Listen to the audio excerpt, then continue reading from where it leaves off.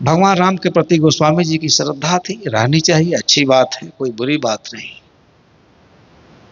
परंतु जब गोस्वामी जी कहते हैं जो राम का भजन नहीं करता है वो क्या क्या विशेषणों से, अब उसका नाम लेना मुझे उचित नहीं लग रहा है, उसको क्या क्या कहा डाला। रामचंद्र के भजन बिन जो च पद निर्वाण, ज्ञानवंत सोनर पशुविन पहुंच समान।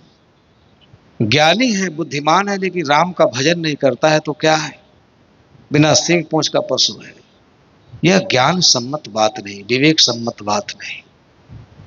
और पूरे रामचरितमानस में भजन की कोई सार गर्भित व्याख्या गोस्वामी जी ने नहीं की। भजन किसे कहा जाता है?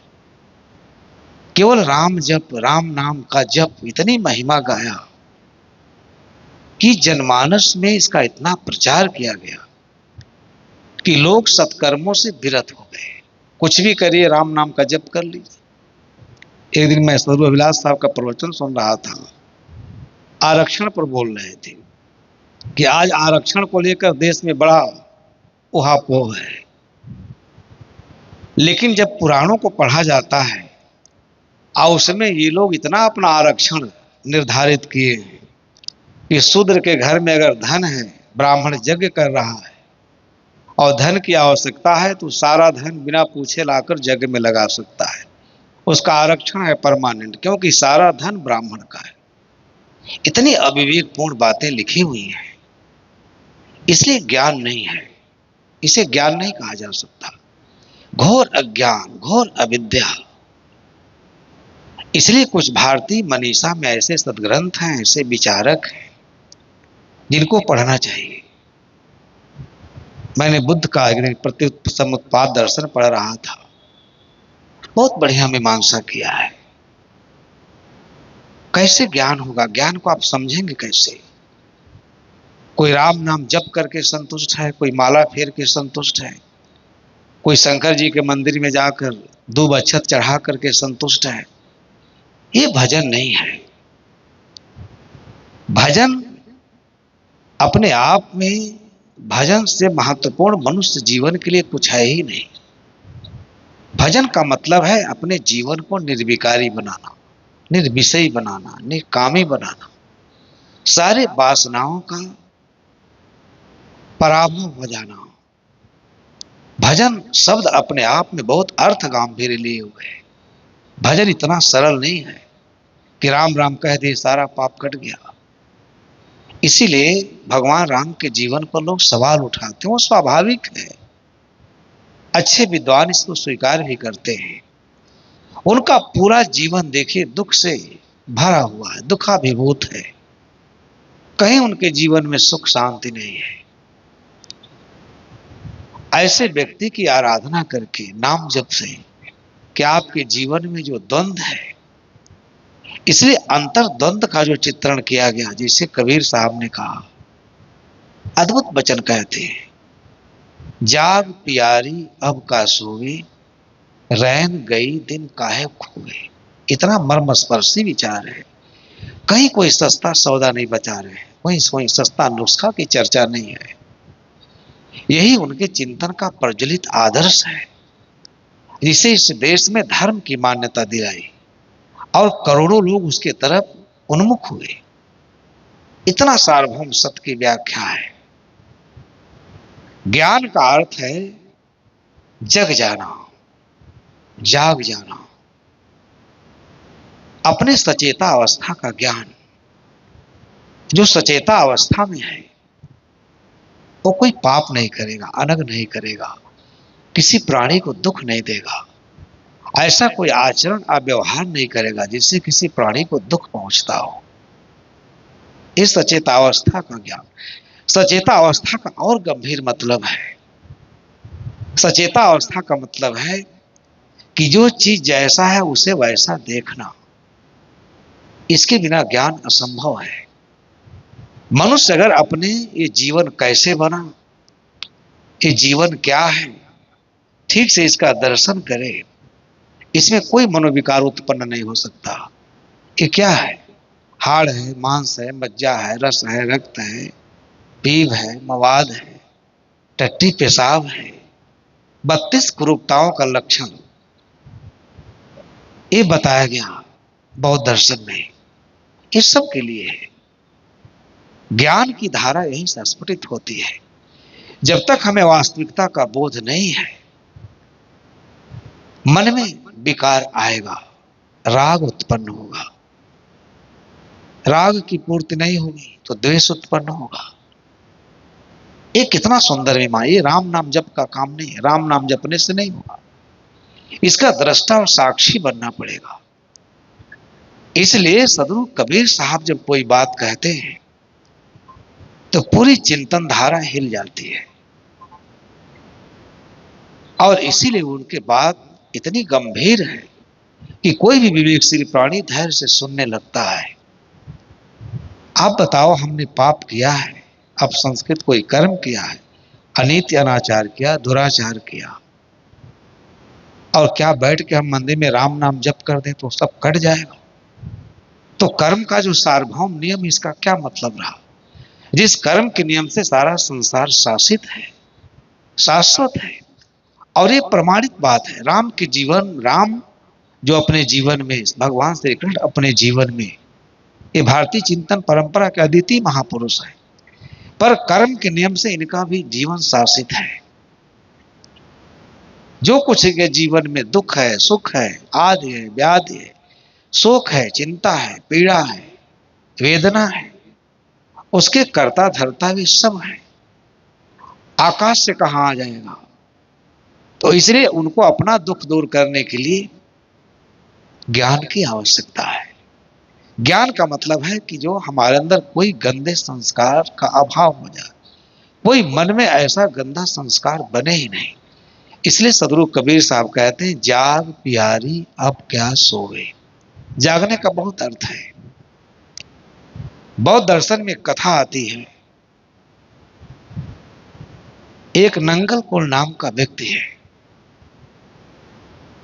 जागना ही ज्ञान है। मनुष्य तब तक संसार में अनर्थों से, पापों से नहीं बच सकता जब तक कि वो सचेता अवस्था में जगा ना हो, जागृत अवस्था में ना हो। सारा संसार भ्रम मोह माया के प्रगाढ़ चिर निद्रा में सो रहा है, इसलिए उसे ज्ञान की आवश्यकता है। इसलिए साहब कहते हैं, जाग प्यारी अब क्या सोए। हमारे मनोवृत्ति को उन्होंने प्यारी कह के संबोधित किया। ये हमारी मन की वृत्ति रागात में, राग में पढ़ करके, आसक्ति में पढ़कर, ममता मोह में पढ़कर एकदम सो गई है। गहरी प्रगाढ़ चिर निद्रा में सारा जगत सोया हुआ है। अगर ऐसे सोए रह गए तो वर्तमान तो नष्ट होगा ही, अनेक जन्मों का पुण्य तो छीण होगा ही, क्योंकि अनेक जन्मों के पुण्य, संचित कर्म और संस्कारों से अद्भुत जीवन मिला है। और अगर यहाँ भी विषय भोगों की मलिनता में आप सो गए, जो सब क्षणिक है, सब दुख रूप है, और उनके संस्कारों की मोटरी को लेकर फिर हमें अगले जन्म में जाना पड़ेगा। जन्म मरण का प्रवाह नित्य है, तो सो गए तो कितनी बड़ी हानि है।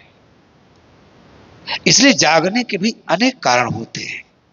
वो घर गृहस्थी में था और घर गृहस्थी के बोझ से इतना ऊब गया, साधु महात्माओं को देखा, उनके मुख पर शांति विराज रही है, उनके नासापुनों पर एक प्रकार का आभा है, एक सुगंध है, एक प्रसन्नचित चेहरा देखा। वैराग्यवान संतों को उसके मन में सांसारिकता के प्रति विराग उत्पन्न हुआ, नैष्क्रम्य उत्पन्न हुआ, और इतनी घृणा हुई गृहस्थ जीवन के बोझ से, वहां से चल देता है। और चलते समय, इसलिए जागने का शब्द, जागने का अर्थ समझिएगा। ज्ञान का मतलब वही है, बहुत ज्यादा श्लोक याद कर लिया है, बहुत प्रवचन कर रहा है, वो ज्ञानी नहीं है। ज्ञान से तात्पर्य है कि जो जागा हुआ है, जागृत पुरुष है, सचेता अवस्था में है, अपने मूल्य को समझता है, जीवन के एक पल को भी व्यर्थ के विषयों में नहीं खोता, सब सकारात्मक साधना में, सकारात्मक चिंतन में लगाता है।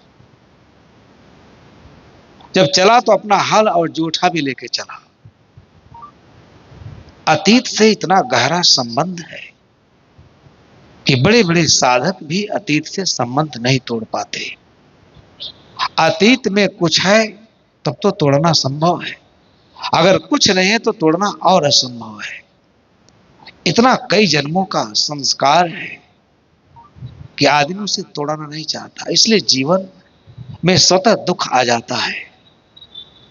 उसको एक पेड़ पर टांग देता है और जहां सत्संग होता है वहां हो जाता है, सत्संग सुनता है, सेवा करता है, बैठता उठता है। मन में संकल्प विकल्प उठने लगते हैं। कभी कभी उसके मन में आता है कि इससे अच्छा तो गृहस्थ जीवन ही था। पत्नी से चाहे जितना भी झगड़ा होता था, प्रेम से पानी देती थी, भोजन देती थी, सब बच्चे आके मिलते थे, सारा क्रोध हट जाता था, मन प्रसन्न हो जाता था। यहाँ तो रात दिन इनका ज्ञान सुनूं, झाड़ू लगाओ, बर्तन मांजो, सेवा करो, उब गया वहां भी। एक दिन सोचा कि चल करके गृहस्थ ही हो जाऊं। फिर उस पेड़ के नीचे जाता है। जागने का क्या अर्थ है, दूसरा कोई नहीं जगा सकता। अतीत का संबंध इतना प्रगाढ़ है कि आदमी प्रवचन सुनते हुए भी, उच्च कोटि के ज्ञान का संदर्भ सुनते हुए भी अतीत से संबंध नहीं तोड़ पाता। आप यहां आए, आपके मन में सारा घर द्वार यहां आया है, बैठ के सोच रहे हैं खेत में पानी चलाना है, भैंस बच्चा देने वाली है। ये कितना बड़ा, जहां मनुष्य जाता है। इसलिए कबीर साहब ने कहा, जो घर जा रहे अपना चले हमारे साथ। बड़ा दुर्गम पथ है। अध्यात्म के पथ पर आरूढ़ होना इतना सहज नहीं है। बिना जागे आप अध्यात्म के पथ पर आरूढ़ नहीं हो सकते। चला गया पेड़ के नीचे, जैसे पेड़ के नीचे जाता है अपने अतीत का स्मरण करता है बड़ी गंभीरता से कि मैं वहीं जा रहा हूं जहां इतना दुख था, इतना अपमान, इतना उपहास, इतना तिरस्कार, बच्चे मेरी अवज्ञा करते, पत्नी नहीं मानती, जीवन भर इतना कठोर परिश्रम किया फिर भी कोई संतुष्ट नहीं हो पाया, सब असंतुष्ट, सब हमसे घृणा करते हैं। ये मन कितना दुर्गम है, अपने मन को देखता है। जागने का ये अर्थ है। जब वो अपने अतीत को गंभीरता स्मरण करता है तो फिर मन कहता नहीं, अब वहां जाना उचित नहीं है, कम से कम यहां ध्यान साधना समाधि का लाभ मिलता है। अब ऐसे उसकी दिनचर्या बन जाती है।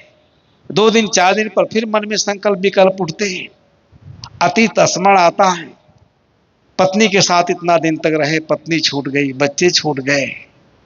आदमी अपने जीवन को व्यर्थ के विषयों का स्मरण करते करते, क्योंकि जगह नहीं है। अब एक दिन गया तो इतना गंभीरता से सोचा, वहां बैठ करके उसे समाधि लग गई। जब आप अपने कर्म, अपने अतीत को ठीक से देखेंगे, जगना स्वाभाविक है। लेकिन अगर अतीत में वर्तमान को नष्ट करते हैं, आप जैसा मूर्ख कोई नहीं है। और उसे इतना अद्भुत चमत्कार हुआ, इतनी अंदर से प्रताड़ना हुई कि मन कितना दुर्गम है, जहां इतना दुख भोगा, इतना तिरस्कार, अपमान, असह दुख, पीड़ा, वेदना, फिर वहां जा रहा है। ये मन कितना दुर्गम है। उसी दुख के बोझ को उठाने के लिए फिर जा रहा है। प्रखर हुआ वैराग्य, तीक्ष्ण हुआ और एकदम समाधि लग गई। दृढ़ संकल्प लिया कि अब उसको स्मरण करना ही नहीं है। ध्यान से सुनिए। इसलिए बहुत साधक मिलते कहते हैं भजन करते हैं, भजन में मन नहीं लगता है। कौन भजन करता है?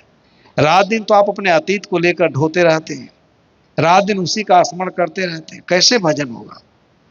मन निर्विषय कैसे होगा? निकामी होगा। कामनाओं का बोझ, वासनाओं का बोझ है। और इतना ज्ञान प्रखर हुआ, तीक्ष्ण हुआ कि उसने कहा कि मुझे अरहत्व की प्राप्ति हो गई। वहां जितने भिक्षुते सब हंसने लगे, कहे बताओ मुझे 12 वर्ष हो गए, अरहत्व की प्राप्ति नहीं। अरहत्व का मतलब होता है जिसने अपने शत्रुओं को मार दिया है, हत कर दिया है। हमारे शत्रु कहाँ हैं? मनुष्य का शत्रु बाहर नहीं, यही महा अज्ञान है। मनुष्य का शत्रु उसके अंदर है। काम, क्रोध, लोभ, मोह, मद, मत्सर, अहंकार। रात दिन हम इससे लड़ते हैं और उससे पराजित होते हैं। ये हमारी कितनी बड़ी हार है। इसलिए कोई अच्छा साधक नहीं बन पाता। तथागत के पास गई बात कि वो कहता मुझे अरहत्व की प्राप्ति हो गई है। बुद्ध ने सभी भिक्षुओं को बुलाया, कहा भिक्षुओं, प्रवचन सुनने से कोई जागृत पुरुष नहीं हो सकता। इसने निश्चित तौर पर अरहत्व की प्राप्ति कर लिया है, क्योंकि अपने संकल्प और विकल्पों का जब दृष्टा बना, देखते देखते देखते देखते अति विवेक किया, विवेक प्रखर हुआ। इसने अतीत से संबंधों को तोड़ दिया है, निर्ममता से तोड़ दिया है। इसलिए इस अरहत्व की प्राप्ति हो गई। प्रवचन सुनने से, सत्संग सुनने मात्र से अरहत्व की प्राप्ति नहीं हो सकती। असली विजेता कौन है?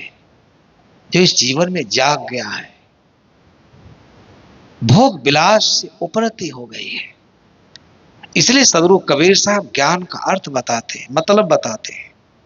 श्रवण, मनन, निध्यासन, ये सब ज्ञान के अंग हैं।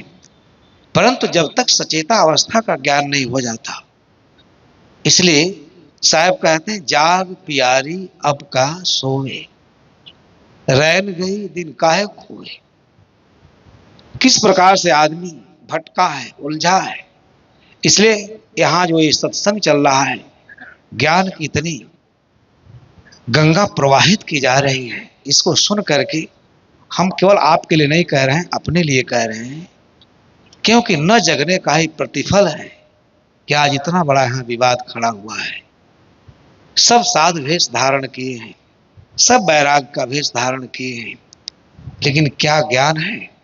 अगर ज्ञान होता तो इतना बड़ा नुकसान अपनी संस्था का, अपनी परंपरा का इतना बड़ा अहित किया जाता। ये सोचनी है।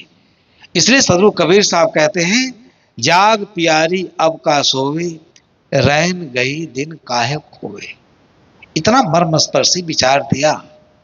ज्ञान के क्षेत्र में ऐसा कोई महापुरुष नहीं दिखाई देता है, कहीं कोई सस्ता नुस्खा नहीं।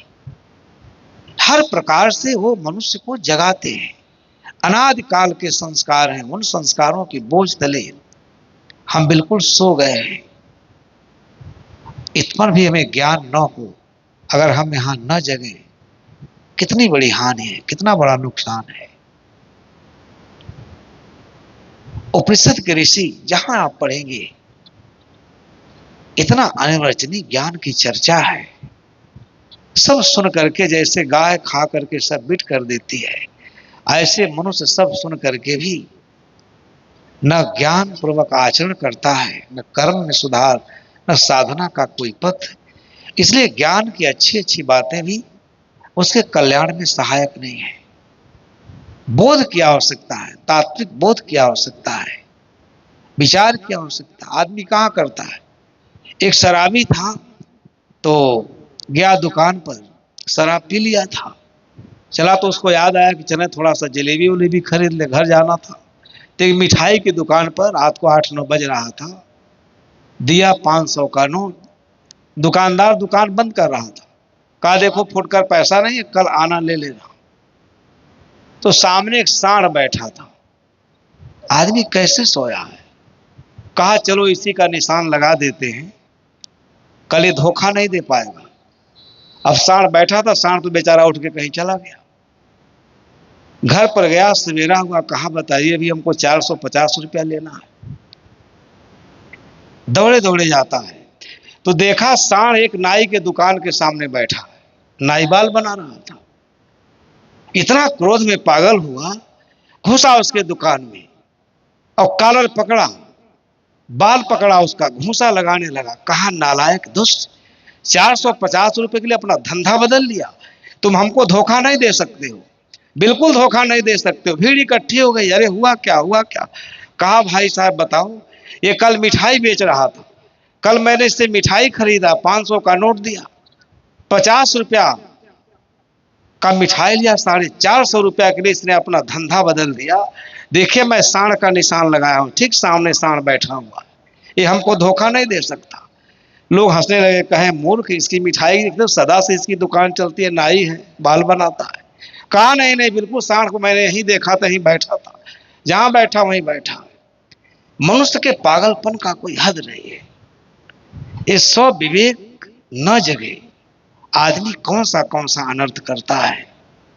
इसलिए बंधुओं, सदगुरु कबीर साहब का ये निवेदन है। हम थोड़ा कभी कभी ज्यादा बोल जाते हैं तो संचालक महोदय नाराज भी होते हैं।